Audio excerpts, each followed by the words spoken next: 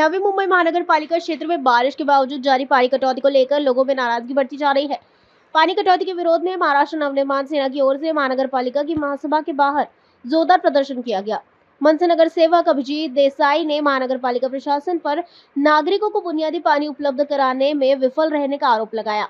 उनका कहना है कि जब बारिश का मौसम चल रहा है तब भी नवी मुंबईकरों को पानी की कटौती झेलनी पड़ रही है।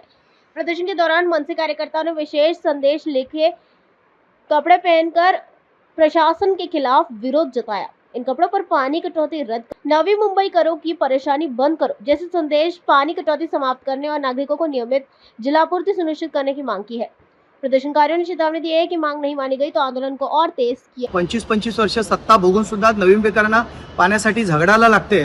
हे महत्त्वाचे विषय सोडून यांचं पुनर्विकासावर याच्यावर चर्चा चालू आहे।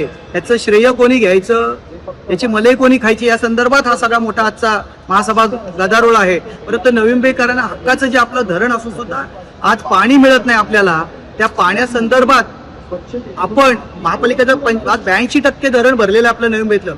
आज 82% धरण भरून सुद्धा नवी मुंबईकरांना आठवड्यातनं 4 दिवस पाणी येत नाही नीट असं, तर त्या संदर्भात काही गोष्टी आवाज उठवायला पाहिजे। तर 111 नगरसेवक कोणी ठरत नाही, सत्ताधारी पक्षाच्या बाबतीत बोलत नाही।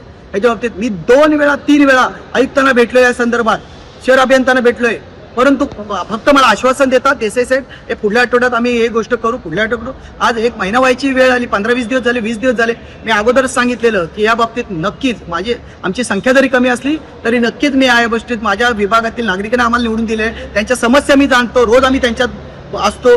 लोकांचा प्रश्न आहे, मूलभूत गरजा तरी पूर्ण करा। अरे लोकांना मुबलक पाणी तरी द्या। बरं धरणामध्ये पाणी असून तुम्ही कशासाठी ते राखीव ठेवता? बाजूच्या महापालिकेनं पोचण्यासाठी नवी मुंबईकरांना उपाशी ठेवणार का तुम्ही? अत्यंत चुकीचं आहे। हा महत्त्वाचा विषय सभागृहात मी घेणार आहे। या संदर्भात ज्या गोष्टी मला बोलायच्या आहेत त्या नक्की सभागृहात मी बोलणार आहे।